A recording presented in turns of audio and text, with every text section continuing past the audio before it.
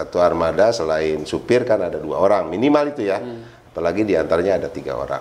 Termasuk juga diantaranya tambahan solar. Harus dihitung betul tuh. Oh iya benar. Tambahan solar berapa dan lain sebagainya. Makanya kami tidak menyetujui untuk menambah. Dinas maunya 2022 ini nambah armada, kami nggak mau. Kenapa? Mau nambah armada, tapi sistemnya tidak dibangun. Iya. Nonsen. Bayangkan coba, setiap hari hanya terangkat 400 ton. Maksimal 800 tonnya bagaimana? Berserakan kemana-mana kan? Nggak terangkut ya? Nggak terangkut. Terus siapa yang tanggung jawab di wilayah TPS-TPS sementara? Ya, di lingkungan, ada yang beberapa titik itu kan di perkotaan, di belakang Ramayana. Ramayana, di belakang rumah dinas bupati. Iya benar. Makanya permasalahan sampah saya katakan, siapapun bupatinya, kalau sistemnya tidak dibangun, Pasti gini terus ya? seperti ini saja.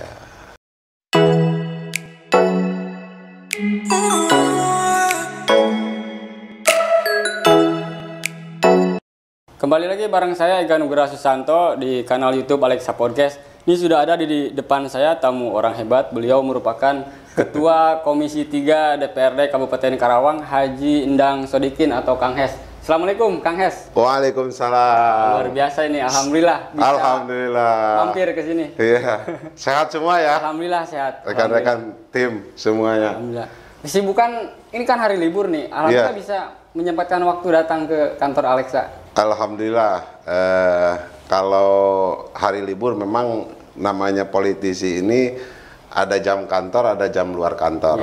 Iya. Jadi hari libur Sabtu Minggu, apalagi musim hajat, biasanya ada masih Undangan, banyak kegiatan, ya warga. kegiatan terutama silaturahmi sambil undangan dan lain sebagainya gitu. Nah, kebetulan beliau ini kan sekarang menjabat sebagai Ketua Komisi 3 ya, Kang. Ya, Nah, betul. itu yang membidangi salah satunya lingkungan di Karawang. Nah, perkara lingkungan ini merupakan PR besar ya bagi pemerintah Karawang, baik itu secara struktural, kelembagaan maupun kesadaran masyarakat. Ya. Nah, ini mumpung beliau datang hari ini ke kantor Alexa, kita bahas-bahas penanganan sampah di Karawang nih, Ya. Kang Hes. Betul. Sebenarnya sejauh mana sih hari ini di Karawang? Karena kayaknya permasalahannya nggak tuntas-tuntas tuh di Karawang. Ya, kaitan dengan masalah persampahan ya, saya kira kita paham betul persoalannya bukan hanya di Karawang. Persoalannya ketika anak Adam semuanya ada, persoalan persampahan itu complicated. Iya. Cuman ada yang terurai, ada yang tidak, ada yang bisa dilaksanakan, dieliminir, dikurangi, ada yang tidak, gitu. Dan hari ini Karawang yang sebagaimana contoh yang sudah-sudah bahwa Karawang hari ini itu sudah tidak ada aneh lagi ketika sampah berserakan. Maka ini menjadi PR berat dan sorotan kami di Dewan gitu. Karena keterbatasan armada yang kita miliki itu menjadi poin penting buat dinas gitu. Tapi kami melihat ini bukan hanya persoalan armada pengangkut, tapi permasalahan sistem yang belum dibangun. Kami menyoroti itu. Nah, tapi gini, sebelum kita jauh ngebahas soal sampah nih, kita juga pengen tahu dulu nih, sebenarnya mitra kerja Komisi 3 ini di DPR dinas mana saja sih? Kalau Komisi 3 ini paling simpel sebenarnya. Paling simpel ya? Ya, anggotanya banyak, kurang lebih 14 ya. Juga mitranya itu tidak banyak ya. Hanya Badan Perencanaan Pembangunan, Bapeda, ya, terus PUPR, PRKP, ya, termasuk DLHK yang kaitan dengan lingkungan hidup ya, kaitan dengan persampahan. Hanya saja di mitra-mitra komisi yang lain yang kaitan dengan infrastruktur, bangunan dan lain sebagainya biasanya dikomunikasikan. Termasuk diantaranya ada 2 komisi yang saling melengkapi Komisi 3 dan Komisi 4 di bidang apa? Parbud. Kalau budayanya adalah Komisi 4, tapi pariwisatanya adalah komisi kami. Oh iya. gitu. Tapi yang jadi konsen hari ini ke dinas mana? Komisi 3? Hari ini kita melihat dengan baru saja diparipurnakan ya, kaitan dengan sampah. Mudah-mudahan ini bagian daripada awal ya, kaitan dengan penyelenggaraan bank sampah. Awalnya Komisi 3 itu bukan hanya kaitan dengan penyelenggaraan bank sampah, tapi kaitan dengan penyelenggaraan bank sampah dan energi terbarukan. Karena kalau berbicara hulu adalah menyelesaikan mengurai sampah, ya, mensortir sampah, yang 3R tadi, ya, yang hilirnya itu adalah menjadi energi yang terbarukan. Akan tetapi di pembahasan kaitan dengan pansus yang diinisiasi oleh Komisi 3 itu berubah, energi terbarukannya hilang karena kaitan dengan kewenangan gitu. Berarti hanya penyelenggaraan bank sampah aja? Iya, bank sampah. Sudah di paripurna? Sudah. di... Dan penyelenggaraan bank sampah ini sebenarnya secara aplikasi desa-desa sebenarnya secara bisa dihitung jari sudah melakukan itu ya. Hanya saja kami ya di Komisi 3 itu lebih ke menyoroti sistemnya. Sistemnya, makanya dengan adanya Perda ini membuat sistem baru.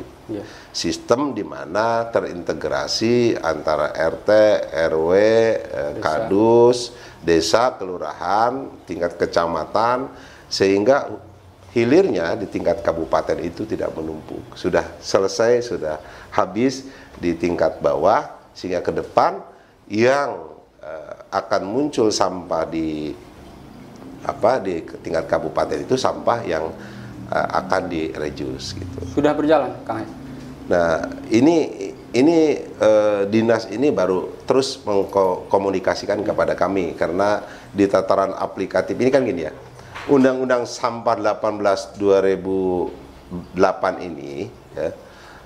Jadi menghitung setiap rumah itu berpotensi 0,3 sampai 0,8 adalah sampah. Per rumah ini. Per rumah ya itu. Kalau jumlah penduduknya kita 2,4 juta ya, belum dihitung warga yang bermigrasi karena faktor mencari kerja ya. Ya, secara otomatis hitungan kita antara 600 sampai 1.200 ton per hari. Sementara dengan armada yang kita miliki 58 unit, sedikit ya, terus sewa 10 unit, itu satu hari hanya 1 rit. Yang bisa terangkat itu maksimal antara 400 sampai 500 ton per hari. Jadi memang sisanya dari 1.200 ton itu 600 sampai 700 ton itu adalah tidak terangkat gitu. Maka terkesannya adalah berserakan. Makanya saya kira dibuatlah sistem yang baru dulu, saya bilang gitu. Komisi kami itu memandang dibuat sistem dulu, jangan menambah armada. Sistem dulu diperbaiki supaya hilir sama hulu selesai, makalah dibuatkannya rancangan inisiatif Komisi 3 untuk penyelenggaraan bank sampah. Jadi nanti di tiap depan rumah itu ada, atau seperti apa sih teknisnya nanti? Harapan kami justru gini, pertama adalah dengan adanya Perda ini kesadaran itu terbangun. Oh, justru kesadaran. Ya, kesadaran itu terbangun bukan hanya dalam arti kewajiban pemerintah, semua pihak termasuk masyarakat dalam konteks menjadikan good governance. Good governance itu kan bukan hanya strongnya leadership, strongnya government, pemerintah bersama dinas, bukan, tapi bagaimana peran serta aktif masyarakat, peran serta swasta. Nah, maka alhamdulillah nih di 2 tahun terakhir ini ya, tahun kemarin mulai 2021 terus 2022 sudah terus kita melakukan komunikasi intens, lahirlah banyaknya inisiatif, gagasan dan lain sebagainya, termasuk komunitas sampah yang memang sebenarnya sudah hadir, cuman belum diakui. Maka di Karawang itu kan ada yang namanya bank sampah induk. Di Karawang itu dari 30 kecamatan, bank sampah induk itu baru terhitung jari. ya dari konteks bank sampah ya. Itu pun swadaya ya? Iya, swadaya. Hanya baru 6 kecamatan, padahal ada 30 kecamatan. Nah, mudah-mudahan dengan ada perda ini terdorong. Terus di bawahnya bank sampah induk ada bank sampah unit. Bank sampah unit itu baru dihitung puluhan. Unit itu orientasinya adalah desa-desa kelurahan. Kan di Karawang ada 309 desa kelurahan. Gitu. Baru 10? Ya, baru ada sekitar kurang lebih lah. Kita hitung itu di bawah 50 lah kalau nggak salah ya. Di bawah 50. Nah, mudah-mudahan dengan adanya perda ini nanti akan lahir aturan teknisnya peraturan bupati. Secara otomatis mendorong kesadaran setiap orang warga masyarakat untuk melakukan upaya bagaimana mensukseskan program bank sampah.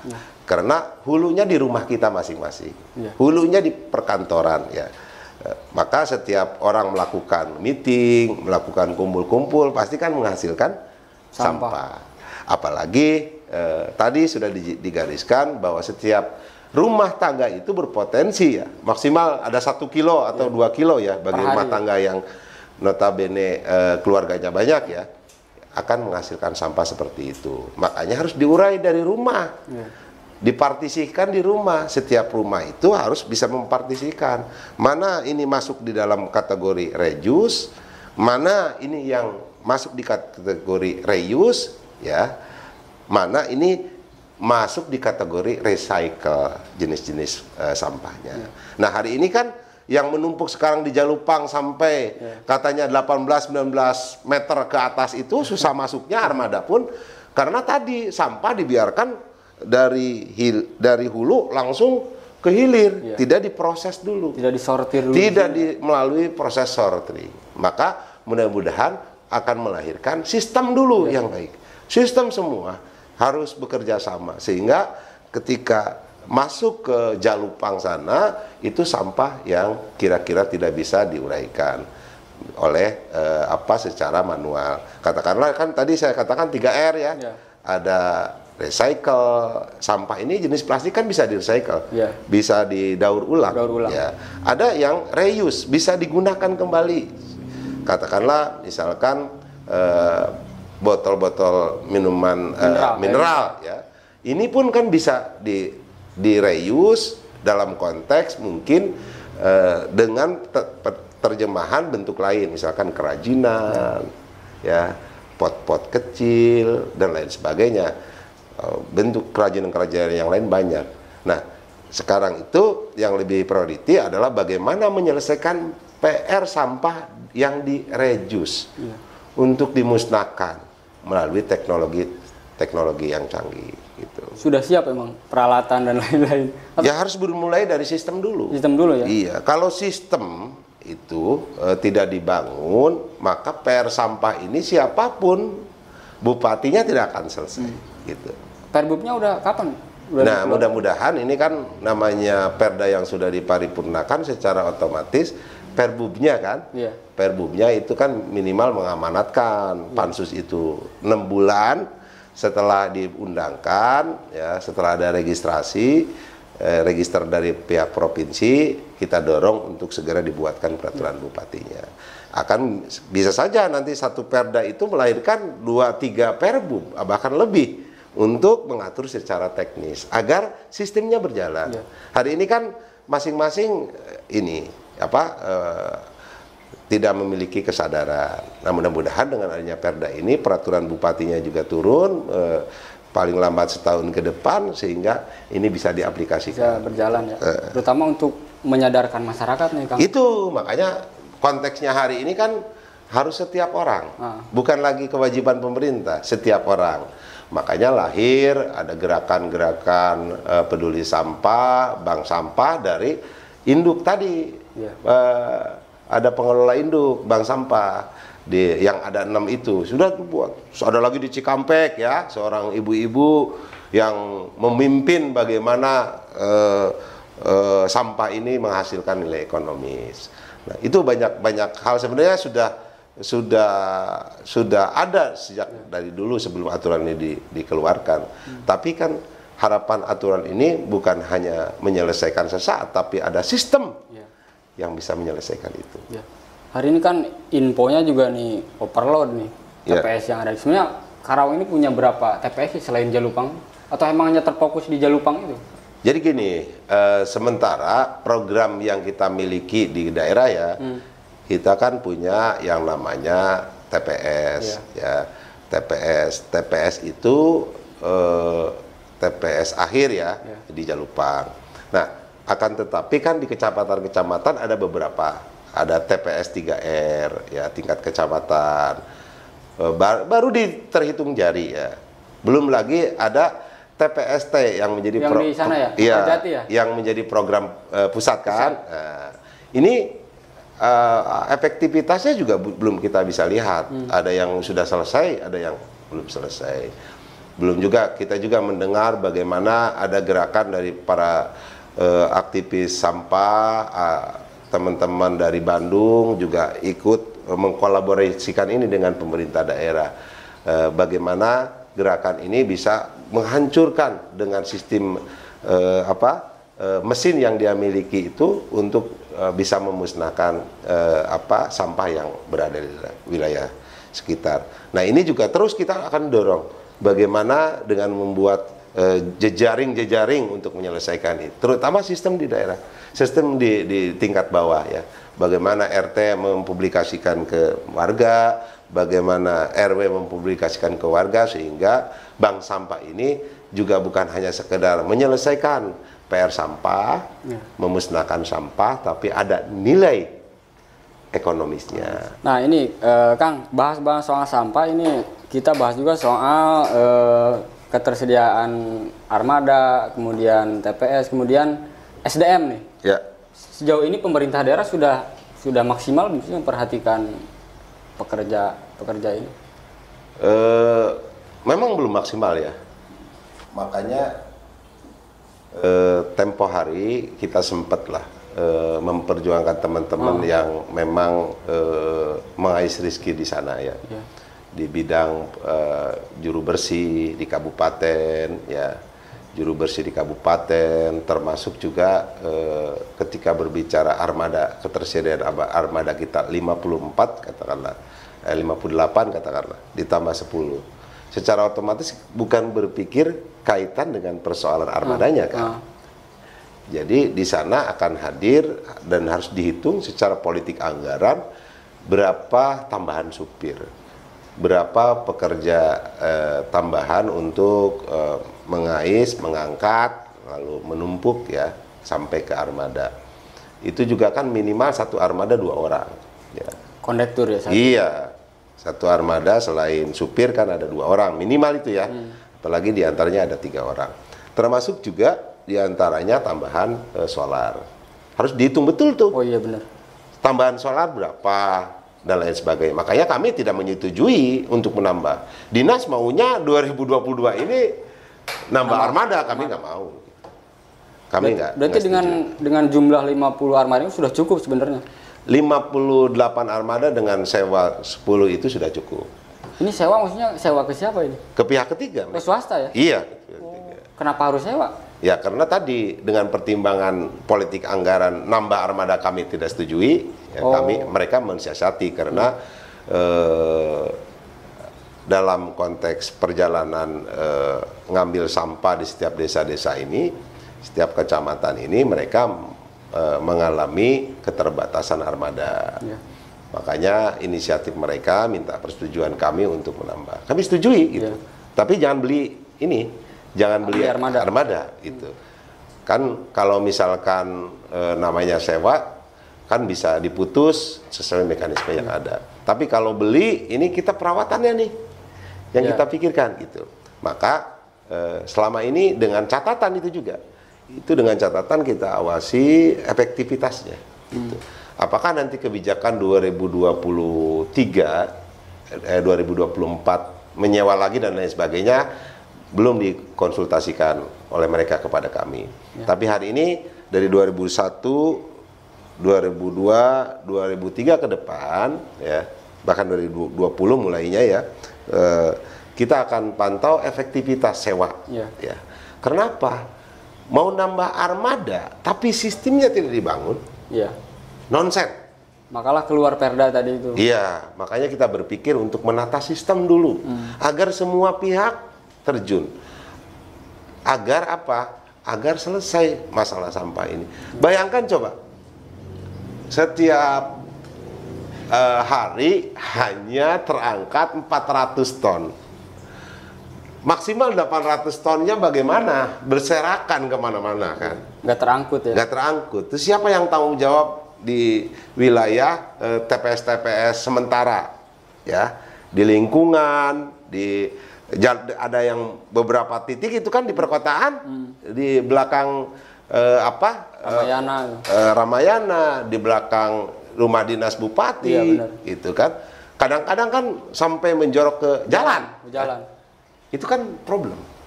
Kaitan dengan bagaimana kita mendapatkan hadiah Kalpataru, ya. Misalkan kabupaten yang bersih, kabupaten yang indah, lingkungan hidupnya terjaga. Sementara posisi sampah masih terlihat berserakan, seolah-olah mereka saling mengandalkan. Ini tanggung jawab siapa? Oleh kata desa dan kelurahan. Oh, tanggung jawab dinas DLHK. Jadi siapa ini yang memiliki tanggung jawab? Makanya sistem dulu dibangun. Kalau sistem dibangun, dan ini semua akan memperoleh siapa yang memiliki kewajiban, siapa yang mendapatkan hak, secara otomatis akan jelas. Sampah itu adalah tanggung jawab kita bersama. Begitu. Jadi dengan armada tadi yang seperti itu pun dengan tambahan, baru maksimal itu hanya 400 ton per hari. Coba 800 ton kali sebulan, berapa ribu ton yang tidak terangkut setiap hari. Makanya permasalahan sampah saya katakan, siapapun bupatinya, kalau sistemnya tidak dibangun, pasti gini terus ya. Seperti ini saja. Ini untung ya, ada gerakan-gerakan dari Bank Sampah ya, teman-teman banyak ya, dari Karawang Barat, Teluk Jambe, Cikampek ya, itu sudah mulai bagaimana mengurai yang memiliki jenis bisa recycle dan memiliki nilai ekonomis. Sementara ini yang reduce ini yang menjadi permasalahan. Ya, seperti itu. Nah tadi Kang Hes, satu lagi belum dibahas soal kesejahteraan pegawai. Nah, kesejahteraan itu sudah maksimal belum? Masih jauh dari maksimal ya. Kita mulai tahun berapa waktu itu ya? Sempat kita ini kan di masa pandemi 2020 waktu itu, terus sempat kita rapat, mulai 2022 sudah ada kenaikan. Kenaikan mereka itu hanya 100 ribu? Iya. Buset. Sampai 150 ribu, itu paling. Nah ini perlu kita pikirkan. Makanya di sini harusnya dengan adanya penyelenggaraan bank sampah akan lahir BUMD sampah, supaya jelas legal standingnya. Jadi kalau kita berbicara sistem, itu akan jelas nantinya kewenangan siapa, bagaimana, terus tanggung jawab siapa, termasuk nilai ekonomis yang akan dilahirkan nanti apa saja potensinya. Itu. Sebagai wilayah, hari ini kan kita menjadi penyangga kabupaten, ibu kota. Ya, bisa jadi ke depan Karawang harus mempersiapkan diri menjadi satu kabupaten yang menjadi kabupaten yang megapolitan. Ya. Proyek strategis nasional juga banyak di Karawang, jumlah penduduknya pun yang migrasi setiap hari menurut catatan sipil 120 orang sampai 250 orang mencari kerja di sini, yang pindah ke Karawang, secara otomatis sampah pun akan mengikuti kan. Makanya perlu ada sistem dulu. Sistem dulu dibangun, maka kesejahteraan ini pun perlu dan terus harus kita perjuangkan. Sungguh sangat miris juga ya. Hanya mereka ditambahkan. Mudah-mudahan nanti 2024 ke depan, kan bulan depan sudah mulai musrembang. Ya. Musrembang ini juga merencanakan bagaimana apa yang menjadi proyek strategis daerah, dapil-dapil yang harus digolkan. Ya, kalau tahun ini kan proyek strategis daerahnya adalah rumah sakit tipe C Rengas Dengklok. Ke depan itu seiring dengan adanya Perda penyelenggaraan bank sampah, apa yang dilakukan oleh pemerintah di dalam proyek strategis daerah? Karena setiap daerah itu wajib untuk mendapatkan dana insentif daerah itu wajib memiliki program strategis daerah. Kalau pusat kan program strategis nasional kan jelas ya, jalan tol, waduk, stasiun, bandara dan lain sebagainya. Kalau daerah kan jelas harusnya mana pembangunan puskesmas, mana pembangunan jembatan yang akan menghubungkan, menggait ekonomi, bagaimana kaitan pelayanan kesehatan, ini banyak hal ya, program strategis daerah. Nah itu kita harus kawal bersama-sama. Gitu. Hari ini berarti kira-kira gajinya berapa? Kalau bisa disebutkan, mayoritas mereka ini honorer atau THL? Ya termasuk THL. THL ya? Ya. Berarti emang perhatiannya kurang, Bang? Kurang, di bawah 1 juta. Ini. Tidak sebanding dengan resiko pekerjaannya? Iya, makanya tuntutan itu kan bukan hanya sekedar salary. Tuntutan itu kita sampaikan kaitan dengan jaminan kesehatannya, termasuk BPJS kesehatan dan BPJS tenaga kerja. Kita evaluasi terus nih. Kita evaluasi terus, sebentar lagi juga mulai musrembang, kita evaluasi mana yang menjadi titik pangkalnya. Sistem dulu kita sudah ajukan, sudah diundangkan. Kedua baru kita benahi kembali lagi ke awal, kesejahteraan mereka. Jadi ini sistemnya sudah ada, yang kerja nanti khawatir nggak ada, pada malas nggak ada lagi kesehatannya. Nah ini harus kita terus perjuangkan dan kita kawal. Ya, bukan hanya kesejahteraan dalam konteks sehat, ya, salary-nya. Tapi kesehatannya pun, BPJS-nya pun harus terus kita kawal. Ya. Sementara itu yang terus kita kawal kaitan dengan konteks itu. Berarti soal kesejahteraan juga sudah dibahas di DPRD? Iya, sudah dibahas dan sudah mulai dihitung kemarin. Ya mudah-mudahan ini semua mendapatkan itu, termasuk jaminan kesehatan. Karena kasihan mereka ya menghadapi namanya waste, sampah itu kan banyak penyakit gitu ya. Kalau tidak dijamin kesehatannya khawatir. Tapi alhamdulillah sudah berjalan meskipun sedikit-sedikit jaminan kesehatan mereka ya. Terus kita kawal terus sampai terrealisasi semua ya. Semua ya. Kang Hes, pesan Kang Hes untuk masyarakat tentang Perda penyelenggaraan bank sampah ini. Pesan saya ya, kami di Komisi 3 yang membidangi Dinas Lingkungan Hidup dan Persampahan ini, kita mulai peduli terhadap sampah ya. Makanya dengan program penyelenggaraan sampah juga bisa melahirkan kepedulian, kesadaran masyarakat semua. Mulai dari rumah kita masing-masing, sampah kita harus urai. Sehingga mudah-mudahan peraturan bupatinya selesai kaitan dengan persampahan ini, sehingga setiap rumah kita bisa memilih ya, mengklasifikasikan mana sampah yang mengandung nilai ekonomis, mana sampah yang harus kita musnahkan. Ya. Saya kira itu ya, berawal dari rumah kita menuju Karawang bersih. Ya. Duh, luar biasa nih. Tapi sebelum ditutup, mumpung saya bertemu beliau juga nih, 2024 Kang Hes, terakhir nih, apa mungkin masih di DPRD Karawang? Atau ada informasinya mau naik katanya? Yang pasti 2024 nggak mencalonkan bupati, nggak. Oh enggak ya? Nggak mencalonkan bupati, nggak mencalonkan wakil bupati. Ya. Karena beliau ini kan selain anggota DPRD juga sebagai sekretaris DPC Gerindra Karawang. Alhamdulillah ya, tasyakur bini'am, jabatan ini memang amanah ya. Sekretaris DPC Gerindra itu baru 12 tahun. Ya. Baru kan? Senior di Karawang ini. Baru 12 tahun dan insya Allah apabila nanti panjang umur ya, kadang-kala kan manusia hanya berencana ya, insya Allah kita akan naik ke pengabdian lebih luas lagi se-Jawa Barat, yaitu ke provinsi, ke DPRD Provinsi Jawa Barat. Dapil Karawang Purwakarta ya? Karawang Purwakarta ya. Ya, Bismillah aja, Bismillah. Kita doakan beliau mudah-mudahan lancar usahanya. Ya, amin, amin. Ya. Demikian nih perbincangan saya dengan Ketua Komisi 3 DPRD Kabupaten Karawang, Haji Endang Sodikin atau Kang Hes. Hatur nuhun Kang Hes. Terima kasih, hatur nuhun. Sarayana tim. Demikian, Assalamualaikum warahmatullahi wabarakatuh. Salam.